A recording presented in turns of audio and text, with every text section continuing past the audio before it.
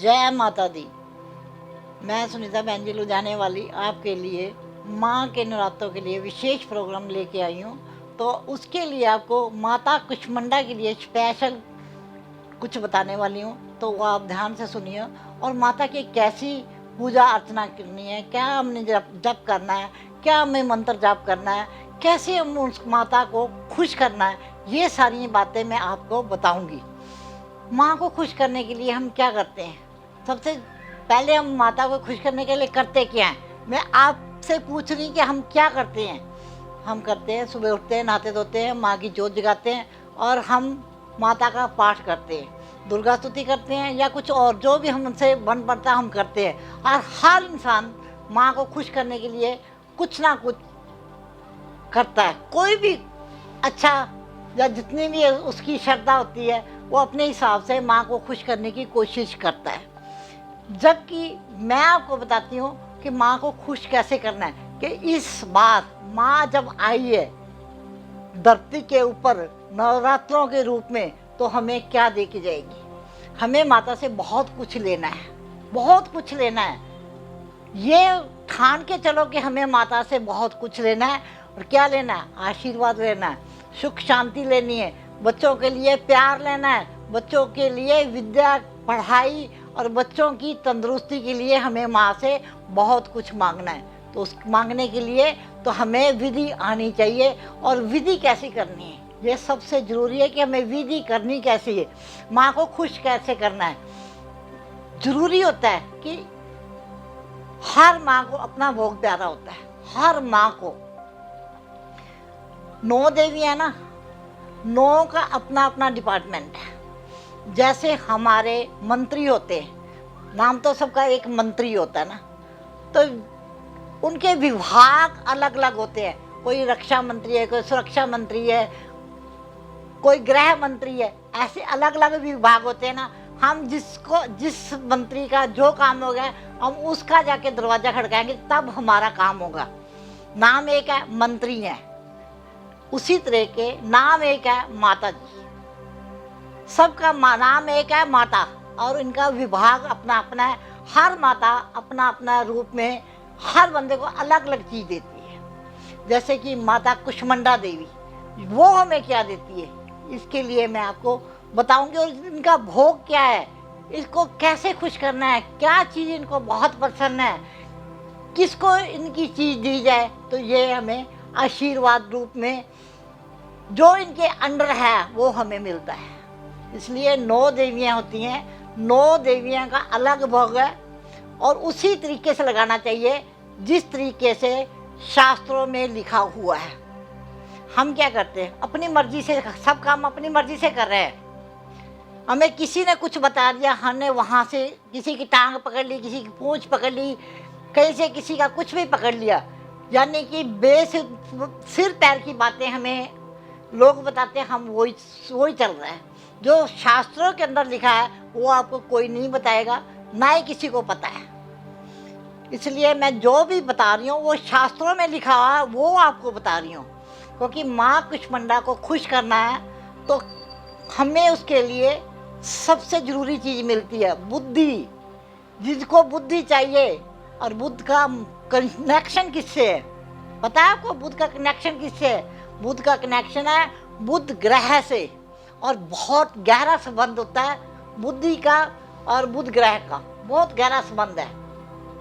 और जिसको ये चीज़ समझ में आ गई तो ये सोच लो कि माता रानी पूरी तरह आशीर्वाद दे के आपको बुद्धि देगी। मैं आपको एक बहुत बड़ी बात बताती हूँ। मैं कहने करोड़पति के घर में पैदा हो जाओ, अरबपति के घर में पैदा हो जाओ,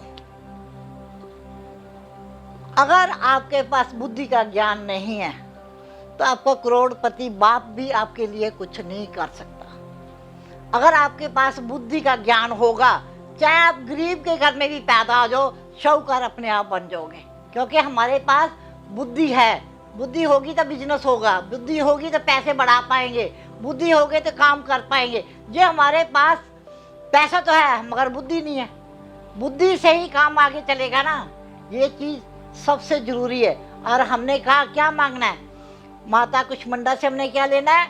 बुद्धि का दान लेना है। और बुद्धि के दान के लिए उस देवी को खुश करना बहुत ज़रूरी है। और उन्हीं के चीज़ के द्वारा कि हम उसको खुश करें, ये चीज़ जाननी बहुत ज़रूरी है आपके लिए, क्योंकि हर इंसान देवी को भोग लगाता है। लाल किताब का अगर एक उपाय करोगे तो आपको उसके अंदर भी बहुत सारा फायदा मिलेगा।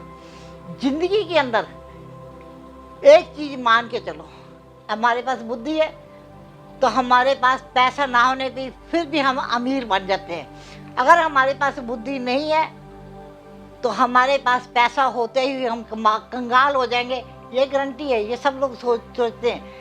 अगर बच्चा जन्म लेता है ना, उसके बाद परमात्मा से एक चीज़ जरूर मांगो, चाहे लड़का है चाहे लड़की है, इसमें कोई नहीं है, ना लड़का कम है ना लड़की। बच्चों को परमात्मा बुद्धि दे, तो उसके लिए माँ कुष्मांडा की सेवा करनी शुरू कर दो शुरू से ही, और माँ आशीर्वाद रूप के आपको जरूर देगी। माँ कुष्मांडा को खुश करने के लिए क्या करना होता है, आपने मालपूड़े बनाने होते हैं। मालपूड़े होते हैं ना, मालपूड़े बनाने हैं आपने। आपकी श्रद्धा है 9 पीस बना लो तो बहुत बढ़िया है, नहीं तो जितने आपसे बन सकते हैं उतने मालपूड़े बनाओ। तो वो क्या करना है, मालपूड़े लेके किसी भी मंदिर में जाओ, कुछ मालपूड़े पंडित जी वहाँ बैठे उनको दे दो, भोग स्वरूप पंडित जी को दे दो। और कुछ मालपूड़े उठाओ, कुछ कंजकें लो, उन कंजकों को पूड़ा दे के आप उनके पैरों में हाथ लगा के आशीर्वाद लो। क्योंकि अगर आप एक पूड़ा लेके माँ को भोग लगाते हो, कैसे लगाते हो, माँ को जो कंजक मिली उनको अपने हाथ से खिलाओ। अगर आप कर सकते हो तो ये ज़रूर करो कि थोड़ा सा दूध और पानी लेके कंजक के पैर धो दो, बहुत बढ़िया है। और इसके अंदर जब जब ये आप करोगे, ये नहीं है कि इसे नराते करोगे, हर नरातों में करो। आप नोट करके रख लो, हर नराते में करना होता है। और ज़िंदगी के अंदर आपने अगर ये चीज़ें करनी शुरू कर दी तो माता रानी आपको बहुत फल देगी, और इसका फल जितना मिलेगा आप सोच भी नहीं सकते। और आपने क्या करना है, क्योंकि लाल किताब के ऊपर ये प्रोग्राम होता है, और जितना भी मैं प्रोग्राम देती हूँ लाल किताब के अकॉर्डिंग ही देती हूँ। बुद्धि को बहुत बढ़िया रखना हो, क्योंकि हमारा बुद्ध ठीक रखना कुंडली के अंदर बहुत ज़रूरी है। क्योंकि शनि भी हमें माफ़ कर देगा, शुक्र भी माफ़ कर देगा, और कभी बुध माफ़ नहीं करेगा। और ऐसी चाल चलेगा ना, बिन पैंदे का लोटा, कहाँ से हमें डंक मार जाए हमें खुद नहीं पता लगेगा, खुद नहीं पता लगता कि हमें कहाँ से डंक बज रहा है। अगर आपको खुसरे मिल जाए नवरात्र के अंदर या जैसे भी मिल जाए, उनकी पांव हाथ लगा के उनका आशीर्वाद जरूर लो। सिर्फ मूंगी साबुत दाल करने से ना कुछ नहीं होता, बहुत सारे उपाय हैं लाल किताब के अकॉर्डिंग, और अगर उनके उपाय करते हैं तो बहुत अच्छा रिजल्ट मिलता है हमें अलग अलग चीज़ों का। जिसके पास कुंडली नहीं है तो वो बोलता है कि बुध का कैसे हम पता करेंगे भी हमारा कुंडली के अंदर बुध खराब है या नहीं खराब है, हमें कैसा पता चलेगा। तो उसके लिए आप क्या कर सकते हो, अपने घर के अंदर देखो, आपकी बहनें बेटियां सुखी हैं, आपकी बुआ मासियां सुखी हैं। अगर आपकी मासियां बुआ सुखी हैं तो आपका बुध कभी ख़राब नहीं होगा। अगर वो दुखी हैं तो आपको बुध का इलाज ज़रूर करना पड़ेगा। और ज़िंदगी के अंदर अगर जब तक आप बुध का इलाज नहीं करोगे, ना पैसा मिलेगा और ना आपको पढ़ाई मिलेगी। अगर पढ़ाई लेनी है तो बुध का इलाज करना बहुत ज़रूरी है, और उसके लिए आपको कुछ ना कुछ उपाय करने पड़ते हैं। और माता का संबंध तो वाकई ही बुध के साथ बहुत गहरा है। अगर आप चाहते हो कि हम लोग अपनी ग्रहों को ठीक रखें, बुध ग्रह हमारा ठीक चले, माँ के नवरात्रों के अंदर एक एक सिक्का कंजक को जरूर दान करना। और हमेशा अपने ऊपर माँ की कृपा बनाए रखने के लिए आपने झूठ नहीं बोलना, माड़े कर्म नहीं करने, और जितना हो सके कंजक की सेवा जरूर करनी है। कल इसी चैनल पे मैं आपको छठे नवरात्रे का आपको बताऊंगी कैसे माता के भोग लगाना है, कैसे उसको भी सेवा करनी है, और उस माँ क्या करना है कि माँ खुश रह सके। सबसे ज़रूरी होता है कि माँ को खुश करना है, कैसे करना है ये आपने देखना है, बताना मैंने है, मगर करना आपने है ना। इतना ध्यान रखना कि माँ को खुश करने के लिए हमेशा अच्छा ही करो। तो कल इसी चैनल पे फिर मिलूँगी, बहुत अच्छी तरीके से आपको और समझाऊंगी। अब सुनीता बहन को आज्ञा दो।